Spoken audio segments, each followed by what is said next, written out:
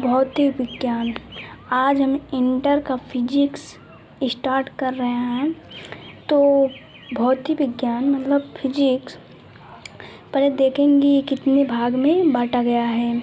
ठीक, तो हम देखेंगे विद्युत, चुंबक, प्रतिधारा, प्रकाश की। तो हम पहला देखेंगे विद्युत मतलब इलेक्ट्रिक। ठीक, क्या देखेंगे पहले? इलेक्ट्रिक मतलब विद्युत। भौतिक विज्ञान की वह शाखा जिसके अंतर्गत तथा आवेश से संबंधित घटनाओं के बारे में अध्ययन करते हैं उसे विद्युत कहते हैं। यह डिफिनेशन भौतिक विज्ञान पर आधारित है। जैसे हमने भौतिक विज्ञान की अगर डिफिनेशन देखें तो विज्ञान की वह शाखा जिसके अंतर्गत आसपास के जो चीज़ हम देख रहे हैं अगर उसके बारे में अध्ययन करेंगे तो उसे भौतिक विज्ञान कहेंगे। ऐसे विद्युत का डिफिनेशन है, मतलब किसके किसके बारे में अध्ययन कर रहे हैं, ये किसके अंतर्गत है? भौतिक विज्ञान। तो सीधी सी डायरेक्ट बात ऐसे कर सकते हैं कि विद्युत भौतिक विज्ञान की वह शाखा, किसकी शाखा? भौतिक विज्ञान की वह शाखा जिसके अंतर्गत आवेश तथा आवेशों से संबंधित घटनाओं के बारे में अध्ययन करते हैं उसे विद्युत कहते हैं। ठीक,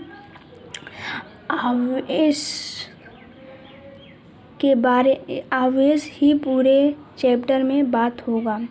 तो विद्युत दो पार्ट में बांटा गया है। कौन कौन से? स्थिर विद्युत और गतिज विद्युत।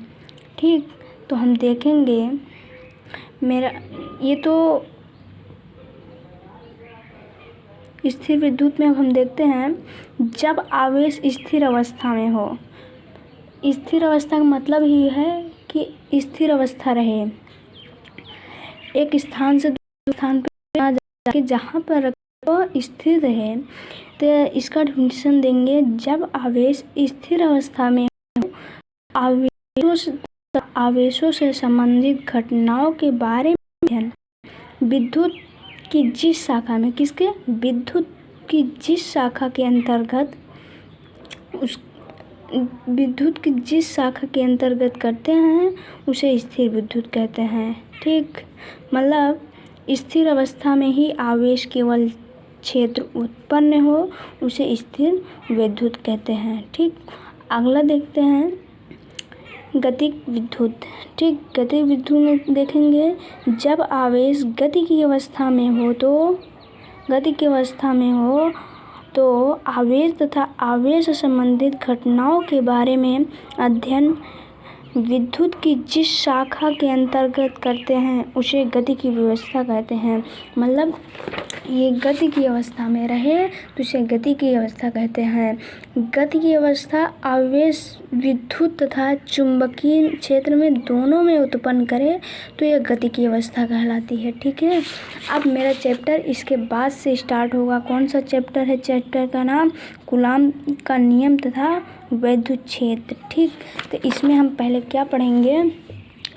पहले पढ़ेंगे आवेश। क्या पढ़ेंगे? आवेश, क्योंकि आवेश जब तक हम नहीं जानेंगे, ये मेरे पूरे चैप्टर में है। आवेश के बारे में अगर नहीं जाने तो हमें चैप्टर नहीं समझ में आएगा। आवेश का इंग्लिश है चार्ज। ठीक, तो इसको आवेश समझाते हैं। पहले आवेश किसी भी पदार्थ का गुण है। किसका? आवेश किसी भी पदार्थ का गुण है। ठीक, आवेश किसी भी पदार्थ का गुण है जिसके कारण विद्युत क्षेत्र, मतलब किन किन बातों को हम यहाँ बात करेंगे कि आवेश का कोई डिफिनीशन नहीं है। इसको हमें अपने समझने के लिए अपने लैंग्वेज में बताना पड़ेगा। तो हम बताएंगे किसके बारे में, मतलब जानेंगे तब आवेश जान पाएंगे। तो विद्युत क्षेत्र के बारे में, चुंबकीय क्षेत्र के बारे में, आकर्षण और प्रतिकर्षण बल के बारे में अगर जान गए तो हमें आवेश पता चल जाएगा। तो हम आवेश को ऐसे पूरे अच्छे तरीके से बता सकते हैं कि आवेश किसी पदार्थ का गुण है, किसी पदार्थ का गुण है। ठीक, जिसके कारण विद्युत क्षेत्र, चुंबकीय क्षेत्र तथा आकर्षण और प्रतिकर्षण बल उत्पन्न होते हैं तथा अनुभव करते हैं उसे आवेश कहते हैं। मतलब विद्युत क्षेत्र, चुंबकीय क्षेत्र तथा आकर्षण और प्रतिकर्षण बल का उत्पन्न या अनुभव करो, उसे हम चार्ज कहेंगे, यानी आवेश कहेंगे। ठीक, आवेश दो भागों में बांटा गया है। कौन कौन से? धन आवेश और ऋण आवेश, मतलब पॉजिटिव और नेगेटिव चार्ज। ठीक, तो हम देखते हैं धन आवेश क्या चीज़ है। धन आवेश वे पदार्थ या परमाणु, कोई भी कह सकते हैं, पदार्थ कह सकते हैं, परमाणु कह सकते हैं, जो इलेक्ट्रॉन त्यागने में प्रवृत्ति रखते हैं, मतलब प्रवृत्ति देने में, मतलब देने की सहन रखते हैं, धनावेशित परमाणु कहलाते हैं। तथा इलेक्ट्रॉन त्यागने के पश्चात से परमाणु धनावेशित हो जाते हैं। अगर आपको नहीं समझ में आया तो आपको यहाँ समझा सकते हैं। किसी परमाणु या पदार्थ के द्वारा जितने इलेक्ट्रॉन दान दिए जाते हैं, उतने ही उस पदार्थ पर धन आवेशित दिए जाते हैं। अगर आपको इससे भी नहीं समझ में आया तो आप सोडियम का एग्जाम्पल ले सकते हैं। सोडियम का एग्जाम्पल लिए तो पहले हम देखेंगे, क्या करेंगे, सोडियम का 11 होता है और वो 23 होता है। ठीक है, तो देखेंगे पहले कक्षा में 2 ही होगा और दूसरे कक्षा में होगा 8 और तीसरे कक्षा में 1 ही होगा। ठीक, तो हम देखेंगे कि वैसे ही क्या करेंगे, वैसे ही 10 निगेटिव कर लिए। ठीक, क्योंकि 8 2 10 उसमें कर लिए हैं, तो दोनों में एक पॉजिटिव और निगेटिव से दोनों से करा दे रहे हैं, वो अपने और आकर्षित कर ले रहा है, तो ये उदासीन करार दिया, क्योंकि निगेटिव वाला पॉइंट 11 था और पॉजिटिव वाला 10 ही था, तो सब एक एक को उदासीन कर लिए, तो एक पॉजिटिव बचा, इसलिए इस पे सोडियम पर प्रोटॉन के कारण पॉजिटिव चार्ज आया। ठीक, इसीलिए इसको पॉजिटिव चार्ज कहते हैं। समझ में आ गया होगा आपको। उसके बाद देखते हैं निगेटिव चार्ज, ऋण आवेश। ठीक, ऋण आवेश को देखेंगे, वे पदार्थ या परमाणु, वैसे ही डिफिनेशन देंगे जैसे धन आवेश को दिए हैं।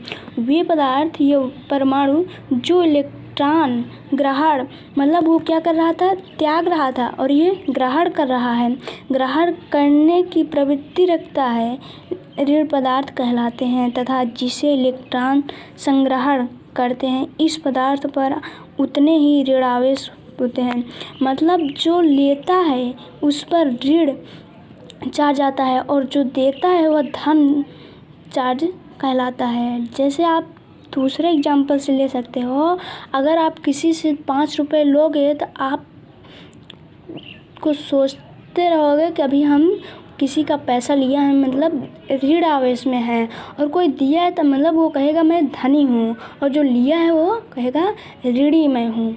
अगर आपको इससे समझ में आया है तो आपको यहाँ से समझाते हैं। देखिए, जैसे दोनों लोग बराबर के कर दिए हैं, आपको यहाँ समझ में आ रहा होगा।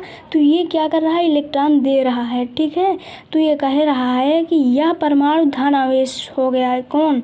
जो ये इसको दिया है। तो ये कह रहा है यह परमाणु ऋण आवेश हो गया। ठीक, जो दिया वह धन आवेश हो गया, जो लिया वह ऋण आवेश हो गया। और दूसरा पॉइंट करेंगे तो इसमें कहेगा ना कि इलेक्ट्रॉन की कमी हो जाती है। किसमें? जो दिया है वो इलेक्ट्रॉन की कमी हो जाती है, और जो लेता है इसमें आ जाती है इलेक्ट्रॉन की अधिकता हो जाती है। ठीक, जो दिया उसमें कमी आ गया, जो लिया उसमें अधिकता हो गई है।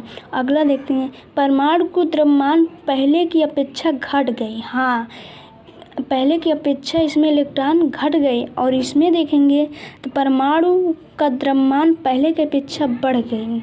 ठीक, इतना आपको समझ में आ गया होगा। तो आगे चलते हैं, आवेश के गुण। ठीक, आवेश के गुण हम देखते हैं। आवेश क्या चीज़ है?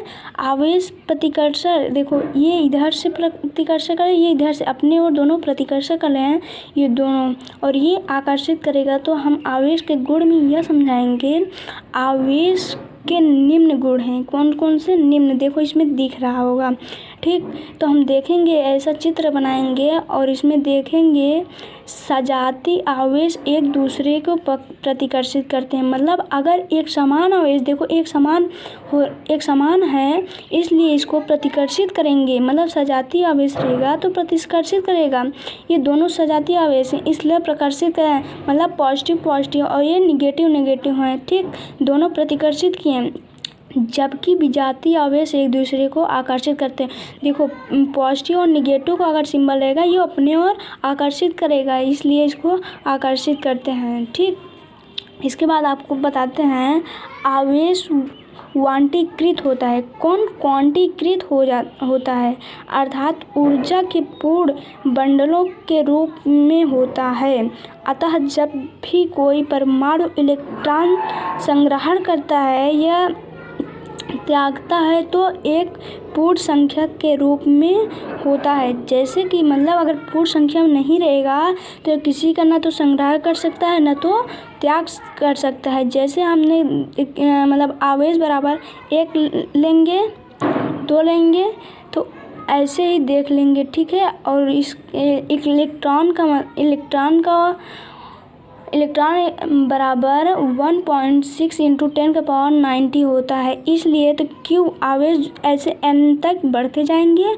उसके बाद अगर एक इलेक्ट्रॉन का मान 1 रखने पर तो 1.6 × 10⁻90 हो जाएगा। अगर 2 रखें तो 3.2 × 10⁻90 ऐसे अगर रखते जाएंगे, हम nवां पद तक रखते जाएंगे, ऐसे ही मेरा ये बढ़ता जाएगा। ठीक, यदि किसी पदार्थ के द्वारा त्यागने मतलब दान दे दिया है, दान देने के इलेक्ट्रॉन यदि 1 इलेक्ट्रॉन दान देता है तो आवेश 1 इलेक्ट्रॉन दिया है तो Q = 1 ही होता है। ठीक, यदि 2 इलेक्ट्रॉन दान देता है तो आवेश बराबर 2 ही होगा। यदि 3 इलेक्ट्रॉन तो उसे 3 4 ऐसे n तक चलता रहेगा। ठीक है, तो हम एक बार ऐसे दे सकते हैं। अतः यदि n इलेक्ट्रॉन दान देता है तो आवेश Q बराबर n इलेक्ट्रॉन की संख्या। ठीक, तो Q = प्लस माइनस क्यों इसलिए कर रहे हैं क्योंकि n तक जाएगा। ठीक, इसको कर सकते हैं। और इलेक्ट्रॉन तो हम इलेक्ट्रॉन का मान जानते हैं 1.6 × 10⁻90 गुलाम होता है। जैसे जैसे रखते जाएंगे वैसे वैसे ये बढ़ता जाएगा। ठीक, आपको अगर समझ में आ गया होगा तो हम आपको और बेहतरीन तरीके से नोट पॉइंट से समझा सकते हैं। ठीक, जब इलेक्ट्रॉन त्यागे जाते हैं तो Q का मान धनात्मक और जब इलेक्ट्रॉन संग्रहण किए जाते हैं तो Q का मान ऋणात्मक हो जाता है। मतलब जब इलेक्ट्रॉन संग्रहण करते हैं तो धनात्मक हो जाता है, जब त्यागते हैं वो ऋणात्मक हो जाता है। ठीक, अगर इसके और अगला पॉइंट, इलेक्ट्रॉन के कारण आवेश का मान ऋणात्मक होता है और प्रोटॉन का मान के कारण आवेश का मान धनात्मक हो जाता है। इलेक्ट्रॉन के कारण E का मान आपको पता होगा। अगर यहाँ पे क्यों माइनस और प्लस के लिए मतलब पॉजिटिव और निगेटिव के लिए बताया गया है कि अगर माइनस के साथ हम E का मान, इलेक्ट्रॉन का मान -1.6 × 10⁻90 गुलाम करेंगे तो माइनस में जाएगा, और प्रोटॉन के कारण इलेक्ट्रॉन का मान रखेंगे तो पॉजिटिव मतलब प्लस लगाए या ना लगाए, लेकिन यहाँ पर हमको दिखाना होगा सिंबल। ठीक, तो +1.6 × 10⁻90 गुलाम। ठीक, इसी हिसाब से आपको एक क्वेश्चन देते हैं कि Cu डबल पॉजिटिव मतलब और आयन के कारण आवेश का मान ज्ञात कीजिए। मतलब देखो n = 2 क्योंकि कॉपर के 2 पॉजिटिव दिया है। ठीक है, तो हम यहाँ पर Q = Ne का मान हमको पता है तो Q = आयन दिया है तो पॉजिटिव में रखेंगे +2 × 1.6 × 10⁻90 गुलाम, कोई दिक्कत नहीं है। ठीक, उसके आगे अब हम बढ़ते हैं।